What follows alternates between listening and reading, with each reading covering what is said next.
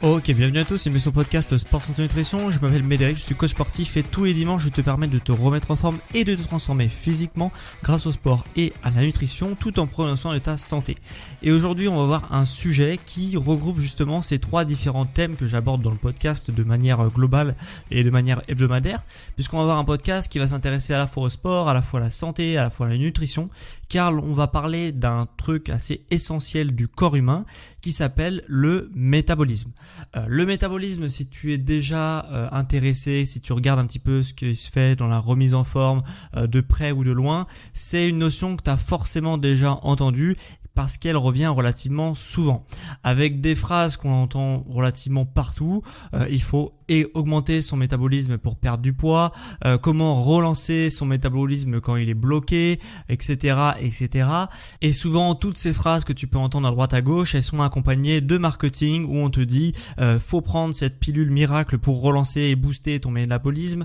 On te dit également prends mon thé vert ou prends cette infusion pour relancer ton métabolisme quand il est bloqué, etc. Enfin voilà, il y a pas mal de choses qui reviennent autour du métabolisme et justement comme un mensonge répété 1000 fois devient réalité pour la plupart des gens, eh bien on se fait avoir en prenant des compléments alimentaires, des pilules, etc.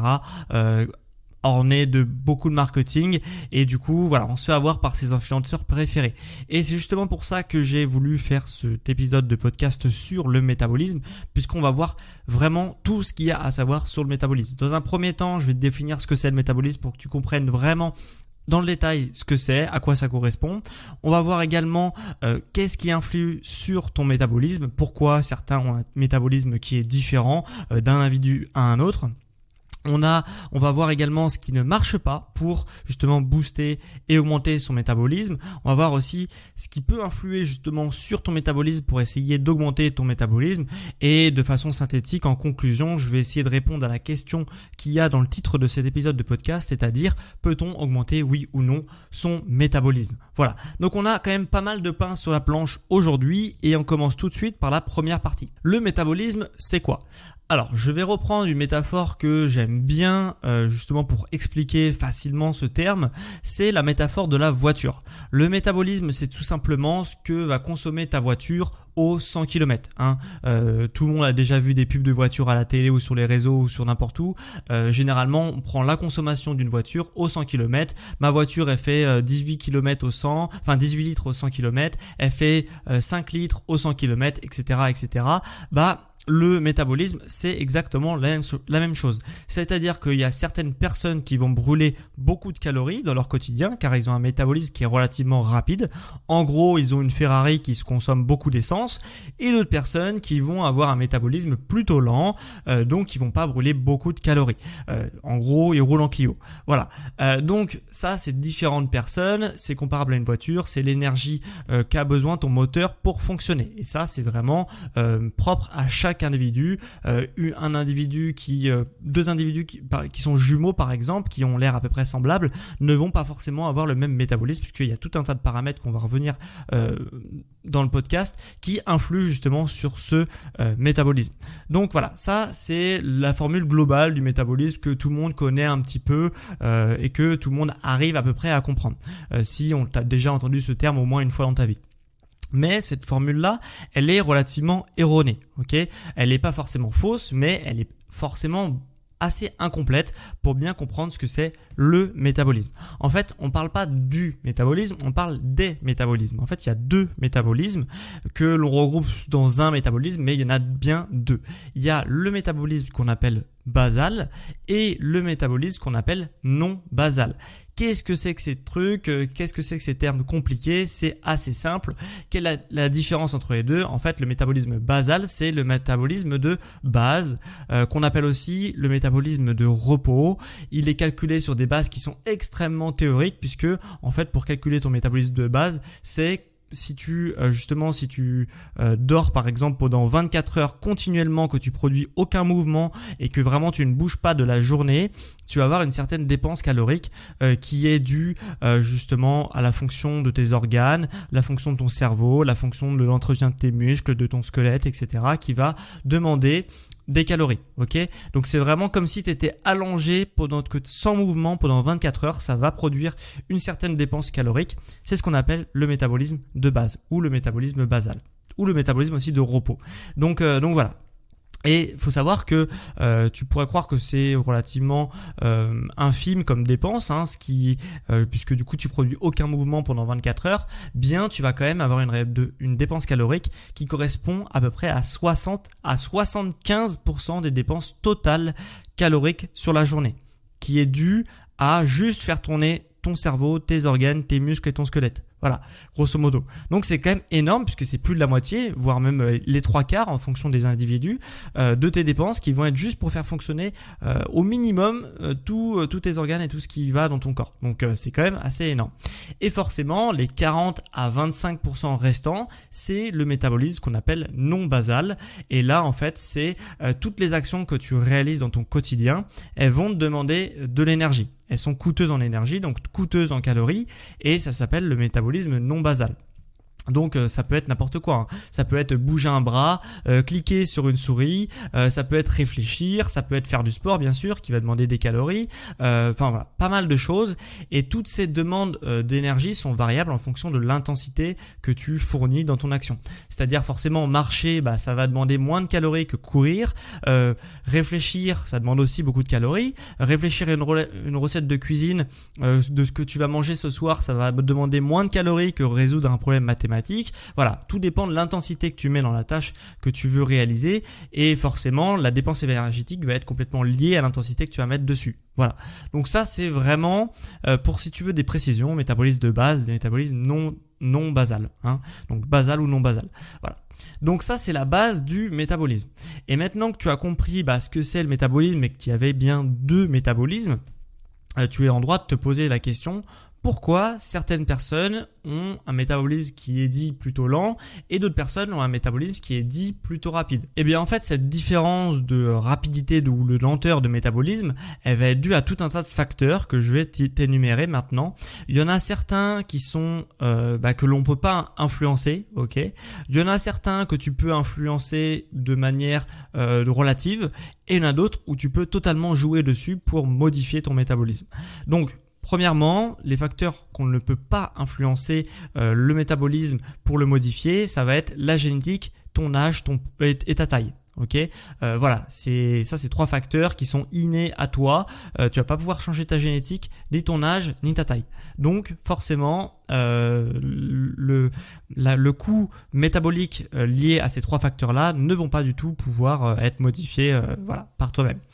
Le facteur où tu vas pouvoir relativement influer dessus, c'est le taux hormonal. Le taux hormonal, tous les individus ne produisent pas la même quantité d'hormones et tous les individus n'ont pas forcément un bon taux hormonal. C'est-à-dire qu'il y en a certains qui produisent moins que ce qu'ils devraient au niveau hormonal, par différents facteurs que je vais énumérer après dans le podcast. Mais voilà, sache que on n'est pas égaux au niveau du taux hormonal, on n'est pas non plus, on n'a pas forcément un taux hormonal qui est optimisé en fonction des actions qu'on fait dans notre quotidien. Donc ça, on va pouvoir quand même jouer un petit peu dessus, même si on n'a pas un contrôle total dessus.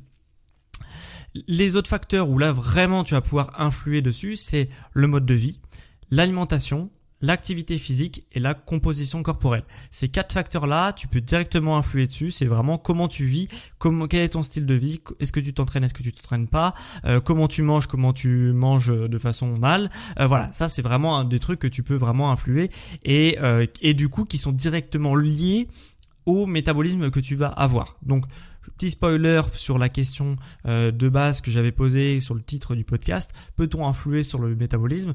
Dans certains points oui, dans certains points non. Ok, ça va dépendre comment tu vas t'organiser et qu'est-ce que tu vas mettre en place. Et du coup, avec tous les facteurs que je viens de te citer, tu peux voir que ça fait quand même un certain nombre de facteurs et donc tu comprends vraiment aisément que il y a une réelle différence entre deux individus parce que on mange pas tous la même chose, on n'a pas tous le même rythme de vie, on n'a pas tous le même taux hormonal, on n'a pas tous la même génétique, on n'a pas tous les mêmes entraînements, on n'a pas tous, on a beaucoup de choses qui diffèrent d'un individu à un autre. Donc de dire oui, lui il a de la chance parce qu'il est relativement maigre parce qu'il a un bon métabolisme, oui, parce qu'il y a une part de génétique, il y a une part d'âge comme on a vu, il y a une part de taille, mais c'est quand même, ça ne représente pas la majorité des dépenses de la personne. C'est que à côté, la personne a aussi un bon style de vie, peut-être qu'elle s'entraîne bien, elle mange bien, etc., etc.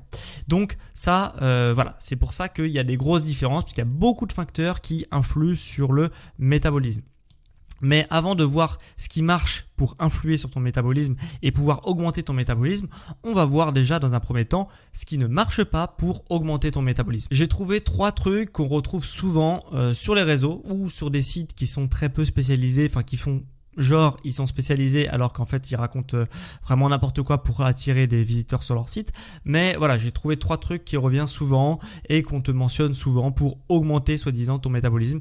Et justement, me suis plongé dans quelques études scientifiques pour savoir si c'était vraiment le cas ou pas, même si j'avais déjà une bonne idée de si ça marchait ou pas. Donc tout ce que je vais te dire là, ça ne marche pas pour justement augmenter ton métabolisme. Première chose, manger plus souvent, soi-disant ça augmenterait ton métabolisme, c'est totalement faux. En fait, ce qui s'est passé, c'est que la science a observé que certaines personnes qui mangeaient plus de 4 repas par jour, donc 4 repas ou plus par jour, étaient relativement plus secs. Et du coup, pendant un certain nombre d'années, on s'est dit, si il y a une étude scientifique qui a observé que si tu mangeais au moins 4 repas par jour, tu étais plus sec, du coup, on a encouragé les personnes à fractionner leurs repas et à faire plus de repas dans la journée pour pouvoir justement perdre du poids et augmenter, soi-disant, le métabolisme. Donc, ça a été prouvé par une étude scientifique, sauf qu'après, justement, ça a traîné un petit peu comme ça pendant plusieurs années. Et au bout d'un moment, il y a des chercheurs qui se sont dit, on va voir si c'est vraiment le cas, on va faire d'autres études pour voir si c'est vraiment le cas. Et en fait, ça s'est avéré que c'était l'inverse qui se produisait, c'est-à-dire que les personnes qui ont tendance à manger plus étaient moins secs et avaient un métabolisme qui ralentissait au fur et à mesure du temps. Donc en fait, ce qui s'est passé, c'est que l'échantillon de base qui a servi à la première étude qui démontrait justement que les personnes étaient plus secs, l'échantillon était assez mal conçu et en plus il était trop petit, et dès qu'on a fait des études sur une plus grande envergure, on s'est aperçu qu'au final la conclusion de cette première étude était complètement fausse et que les études scientifiques, elles sont faites pour justement se démonter entre elles, et au bout d'un moment on arrive à un consensus scientifique quand plein d'études disent la même chose. Là, il y avait une étude qui disait une chose, au bout d'un moment, on a étudié le phénomène et on s'est rendu compte qu'il y avait un consensus scientifique de l'autre côté. Mais pendant ce temps-là, forcément, ça a traîné, ça met longtemps de faire des consensus scientifiques, donc cette idée reçue a traîné et perdure encore aujourd'hui. C'est pour ça que souvent on te conseille ça, alors qu'au final c'est pas la réalité. Deuxième chose qui ne marche pas pour augmenter son métabolisme, c'est les compléments alimentaires. Souvent on te vend des compléments alimentaires type pilule brûleur de graisse, brûleuse de graisse plutôt. Et du coup ça ne marche pas. En fait, ils te disent justement que ça va augmenter ton métabolisme parce que légalement ils ont le droit de le faire. Pourquoi ? Parce que dans ces pilules-là, il y a de la caféine ou des dérivés tels que la taurine, etc. Des choses qui vont faire un petit peu de tachycardie, donc qui vont augmenter la fréquence cardiaque. Cette augmentation de la fréquence cardiaque, forcément, ça va avoir un coût énergétique et ce coût énergétique va brûler quelques calories. Donc en fait, ça va augmenter ton métabolisme puisque tu as des substances qui brûlent plus de calories, puisque les contractions du cœur répétées et accélérées, justement, ça brûle des calories. Toute contraction musculaire brûle des calories. Donc forcément, une contraction cardiaque, ça brûle aussi des calories. Et du coup, ils ont le droit de te dire, oui, ma pilule, elle te permet de perdre du poids, elle permet de perdre 4 kilos par semaine. Sauf qu'en fait, c'est faux parce que la pilule, elle va brûler peut-être 30 calories et généralement, après cette promesse un peu miracle, prends ma pilule pour brûler 4 kilos par semaine, il y a un petit astérix. Et si tu regardes le petit astérix, il y a marqué en complément d'une bonne alimentation équilibrée et d'un régime et de justement d'un plan sportif. Donc voilà. Donc forcément, ce qui donne des résultats, c'est pas la pilule qui va te brûler 20 ou 30 calories par jour maximum dans le meilleur des cas, parce que justement il y a un peu de caféine dedans ou un peu de taurine et du coup ça va augmenter ta fréquence cardiaque. Ce qui donne des résultats et ce qui donne les 4 kilos par semaine en moins, eh bien c'est le régime alimentaire, c'est l'activité physique, etc. Sauf que voilà, donc du coup ils jouent là-dessus parce qu'ils ont le droit de le mettre sur l'étiquette puisque effectivement il y a de la caféine. Ils mettent des grosses promesses très aguicheuses et en fait on se rend compte qu'en fait c'est bullshit si on regarde les petites lignes et l'astérix écrit en tout en bas dans le produit. Ce qui ne marche pas non plus, troisième chose qui revient énormément, c'est les infusions, le thé vert, etc.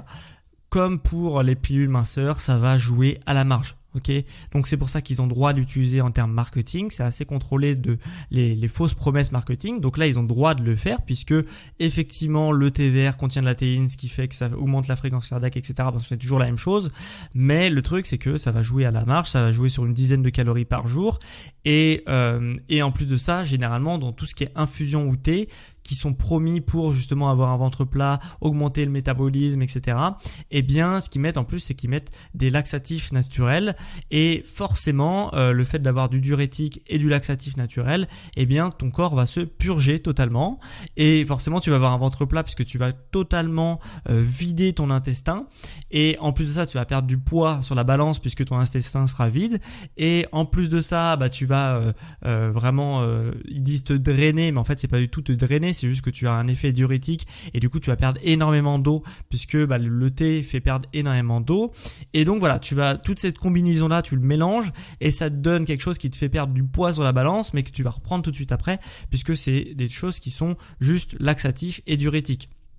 Et en plus de ça, comme les laxatifs c'est pas hyper bon pour la santé, même quand ils sont naturels, eh bien ça va abîmer ton intestin grêle. Et ça peut aller beaucoup plus loin que ça parce que ça peut avoir des conséquences assez graves puisque quand on vient donner des laxatifs au corps, eh bien l'intestin devient irrité et ça peut se transformer, si tu répètes ça, ça peut se transformer en maladie, la maladie de Crohn, aussi appelée la maladie du côlon irritable. Donc là c'est assez grave. Donc vraiment évite tout ce qui est infusion, thé, café ou même tout ce que tu veux qui se boit et qui est promis pour augmenter ton métabolisme ou brûler des graisses ou des choses comme ça, parce que c'est totalement faux. Ça va juste te vider de l'intérieur et ça va avoir aucune conséquence mis à part irriter tes intestins. Donc vraiment fais gaffe à ça et voilà. Et donc ne prends pas ces produits-là. Donc les trois trucs que je t'ai dit, donc manger plus souvent, ça ne marche pas. Les compléments alimentaires, ça ne marche pas. Pour augmenter son métabolisme, il y a certains compléments alimentaires qui fonctionnent, mais là c'est pas le propos. Et troisième chose, tout ce qui est thé détox, infusion, ventre plat, etc. Tout ça, ça ne marche pas non plus. Voilà, ça va juste te causer des problèmes. Donc tout ça, ça ne marche pas. Et là tu vas me dire, ok, donc qu'est-ce qui marche finalement pour augmenter son métabolisme? Enfin, dis-moi ce qui marche. Eh bien, il y a tout un tas de choses que tu vas pouvoir mettre en place qui vont influer directement sur ton métabolisme. Souviens-toi, précédemment, je t'ai expliqué tout un tas de facteurs qui influaient sur ton métabolisme pour t'expliquer pourquoi certaines personnes ont un métabolisme qui est dit rapide et d'autres personnes qui ont un métabolisme qui est dit lent. Eh bien justement, en fonction de ces points qui influent sur ton métabolisme, tu vas pouvoir directement influer sur ton métabolisme. Ça paraît totalement logique. Donc si on reprend point par point ce que je t'ai dit précédemment, au niveau du taux hormonal, donc là on va s'occuper du métabolisme basal, ok, donc le métabolisme qui justement est en tâche de fond et qui va brûler des calories sans même que tu t'en rends compte. C'est vraiment le fonctionnement de ton corps. Donc pour le premier point, le taux hormonal, tu peux influer dessus légèrement dessus. Enfin ça va dépendre de ton hygiène de vie, mais tu peux relativement influer dessus. En fait, le taux hormonal, certaines personnes, par exemple, ont un mauvais taux hormonal parce que elles ne dorment pas bien. Il se trouve que pendant le sommeil, il y a énormément de choses qui se passent. On a l'impression qu'on fait rien pendant qu'on dort, alors qu'en fait, c'est pour ça qu'on en a besoin tous les jours de dormir, puisque il y a énormément de choses qui se passent. Et dans ces choses qui se passent, il y a la création d'hormones. Ok, donc pour justement avoir une bonne création d'hormones, donc pour avoir un bon métabolisme in fine, eh bien, il faut optimiser son sommeil. Il y a 2 choses à faire, c'est dormir 8 heures minimum, c'est le minimum 8 heures, c'est ce qu'il faut dormir tous les jours. Donc si tu peux le faire, si tu peux le faire en t'organisant un petit peu mieux, etc., dors 8 heures par jour. Si tu peux également dormir avant 23 heures, c'est vraiment ce qui est recommandé. Moi, j'ai du mal à le faire, mais je m'y tiens quand je peux, je me mets une déterre et j'essaie de dormir avant 23 heures puisque c'est vraiment la meilleure chose à faire justement pour avoir une production d'hormones qui est idéale. Voilà. Donc sache que de dormir avant 23 heures, c'est mieux, et si tu peux dormir avant 23 heures pendant 8 heures, c'est encore mieux. Voilà, comme ça tu es sûr justement d'avoir une production qui est optimale. Deuxième chose, au niveau du taux hormonal qui peut influer, il faut savoir que les gens sont pas mal stressés. Ok, donc je vais pas te dire de ne pas stresser parce que ça voudrait absolument rien dire, mais sache que si tu veux optimiser ta production d'hormones, il faut moins stresser, effectivement. Donc il y a quand même quelques trucs que tu pourrais mettre en place pour essayer de moins stresser. C'est certaines méthodes de relaxation qui sont assez connues et qui peuvent justement aider le corps à mieux gérer les facteurs de stress. Il y a 3 choses qui marchent très bien, c'est 1, la méditation, ok, 2, le yoga, et 3, les exercices de cohérence cardiaque. Ok, la cohérence cardiaque, c'est peut-être un peu moins connu, peut-être que tu n'en as jamais entendu parler, mais c'est des petits exercices de respiration qui prennent entre 3 et 20-30 minutes en fonction du temps que tu disposes et qui permettent justement d'avoir une cohérence entre la fréquence cardiaque et la respiration. Et le fait qu'il y ait une symbiose entre les deux, eh bien ça optimise un petit peu les réactions chimiques dans ton corps et ça optimise notamment le facteur stress. Ok, ton corps est moins stressé au niveau cellulaire et ce qui fait que du coup tu te sens mieux. Voilà. Donc ça c'est 3 choses que tu peux mettre en place, hein. Donc méditation, yoga, cohérence cardiaque pour essayer de moins stresser. Du coup, le fait d'être moins stressé, ça va te booster au niveau hormonal. Tes hormones vont être vraiment beaucoup plus produites par ton corps et comme tu auras plus d'hormones qui circulent dans ton corps, ça va augmenter ton métabolisme. Voilà. Pour le premier point, le taux hormonal. Pour le deuxième point, le mode de vie. Alors ça peut s'apparenter à différents facteurs. Il y en a énormément, mais je vais te citer les principaux par exemple qui peuvent te parler. C'est tout simplement déjà d'aller s'exposer dehors, ok, au soleil. Sache que si tu t'exposes au soleil régulièrement dans ta journée, donc pas forcément toute la journée, mais au moins plusieurs minutes, voire plusieurs heures dans ta journée, tu as une production de vitamine D, donc au bout de plusieurs minutes, qui va se créer. Et la vitamine D rentre en cause dans énormément de réactions hormonales. Donc tu en as besoin au quotidien. Il y a aussi un bon moyen de le faire, c'est justement de prendre des compléments alimentaires riches en vitamine D, mais en hiver notamment. Mais l'été, c'est important justement de s'exposer au soleil. Et ça va influer sur ton taux hormonal, ça va influer justement sur ton métabolisme de façon indirecte. Donc ça, c'est hyper important. Deuxième chose qui est hyper important au niveau du mode de vie, c'est de manger à des heures régulières, puisque plus tu vas manger à des heures régulières, plus ton horloge biologique, aussi appelée horloge interne, va pouvoir se réguler, va pouvoir fonctionner correctement et ça va te permettre d'assimiler au mieux les nutriments que tu vas apporter via ton alimentation. Donc ça, c'est aussi important. Si tu peux le mettre en place, de manger à heure régulière, c'est relativement important et ça va influer sur ton métabolisme. Troisième chose qui va influer sur ton métabolisme basal, c'est l'alimentation. Ok, manger vraiment ce dont tu as besoin en termes de quantité. Premièrement, il faut savoir que le métabolisme, il est directement lié à la quantité que tu donnes via l'alimentation. C'est-à-dire que si tu manges beaucoup, tu vas augmenter ton métabolisme. Forcément, si tu manges beaucoup, tu vas aussi prendre du poids, mais ton métabolisme va augmenter. Et si tu manges pas beaucoup, ton métabolisme va redescendre. Et si tu manges normalement, ton métabolisme va être relativement stable. Ok, c'est assez facile à comprendre. Il y a par contre une idée reçue comme quoi ton métabolisme pourrait être bloqué. Alors ce n'est absolument pas le cas. Même si tu manges moins, ton métabolisme va descendre, mais à partir du moment où tu vas manger plus, ton métabolisme va remonter. Ton métabolisme, il s'adapte à la quantité de nourriture que tu lui fournis. Voilà.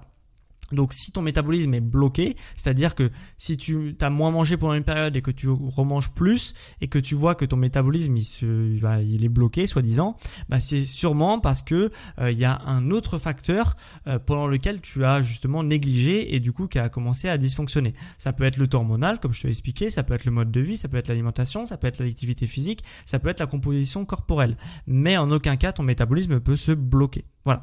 Donc ça, c'était quand même assez important de retenir, puisque voilà, la quantité que tu manges de nourriture en termes de calories va modifier ton métabolisme, mais c'est artificiel. Ok, tu comprends très bien que on peut pas augmenter son métabolisme en mangeant beaucoup, parce que sinon on va prendre du poids sur le long terme. Donc ça n'aurait aucun sens de faire ça, même si tu peux le faire de manière ponctuelle, avec par exemple si tu étais dans l'objectif de perdre du poids, de peut-être manger moins pendant 3 jours, puis manger beaucoup pendant un jour, puis manger moins pendant 3 jours, puis manger beaucoup pendant un jour. Ce qui fait que au final tu as un métabolisme qui est relativement stable, qui ne ralentit jamais trop, pour justement laisser au corps le temps de brûler des calories, et en faisant des petits rebonds comme ça de nourriture, eh bien tu arrives à avoir un métabolisme qui est toujours relativement élevé. Voilà, c'est pour ça que je t'explique ça.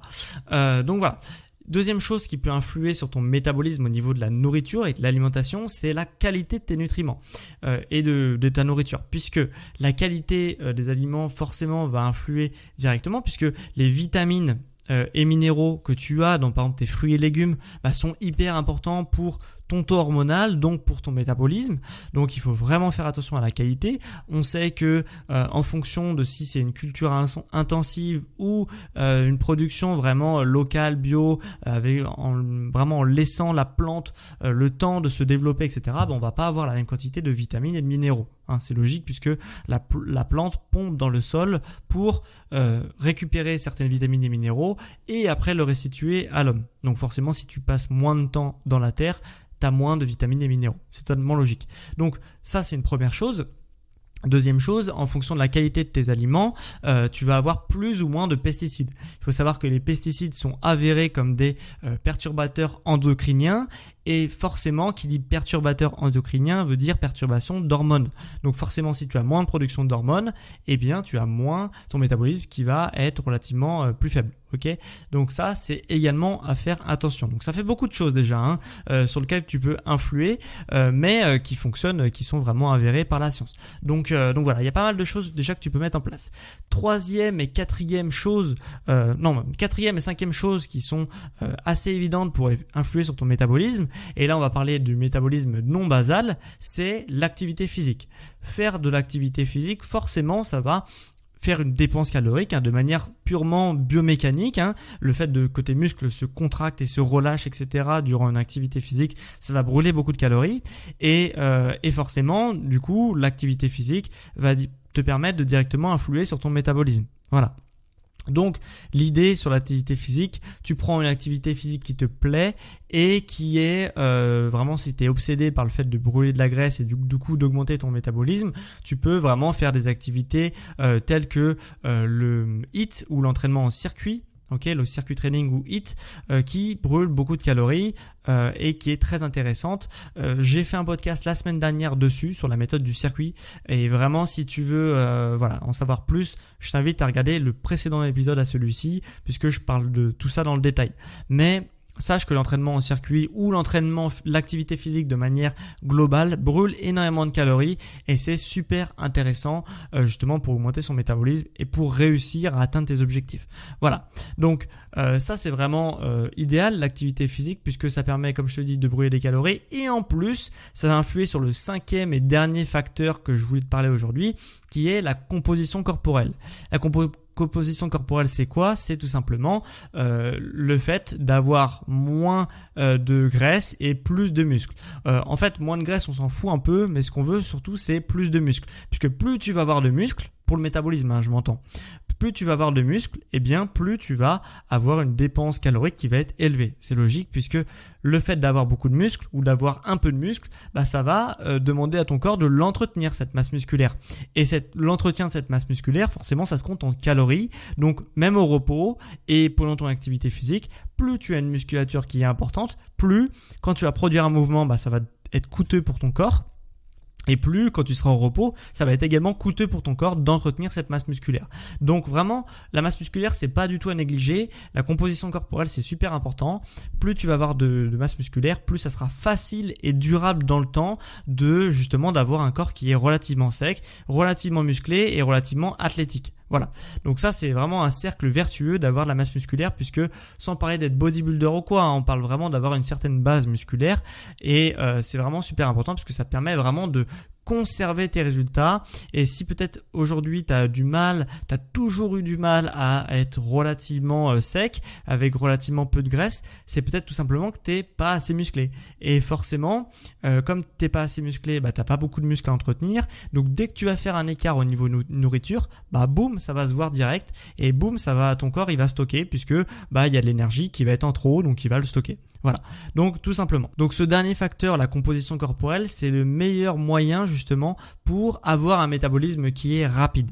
Donc c'est vraiment là où tu dois focaliser ton attention. Et pour ça, du coup, ce que je te propose, c'est de prendre rendez-vous avec moi, puisque moi je suis coach sportif et du coup je peux t'aider justement à atteindre tes objectifs et à booster ton métabolisme et à prendre de masse musculaire pour justement conserver tes résultats dans le temps et aussi avoir un physique qui est plutôt athlétique. Donc moi ce que je propose, c'est des formules d'accompagnement au quotidien, ok, c'est-à-dire que vraiment je te coach au quotidien pour atteindre tes objectifs, augmenter ton métabolisme et justement maintenir une certaine masse musculaire.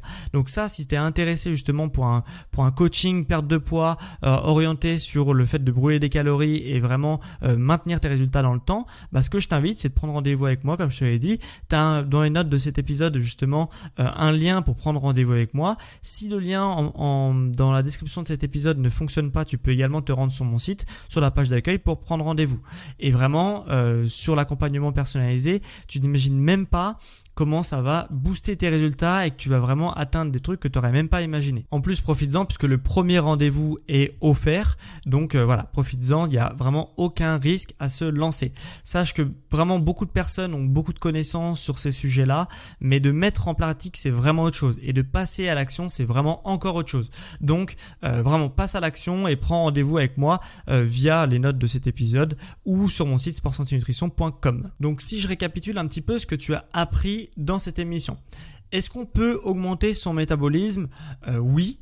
Mais comme on l'a vu dans cet épisode, c'est pas quelque chose de miracle, ok ? Dès qu'il y a un produit miraculeux, c'est forcément que ça ne fonctionne pas, ok ? Il n'y a rien de miraculeux pour augmenter son métabolisme. Les seuls trucs qui fonctionnent, ça passe par une optimisation de différents facteurs de ta vie pour justement augmenter ton métabolisme de base ou le métabolisme non basal, ok ?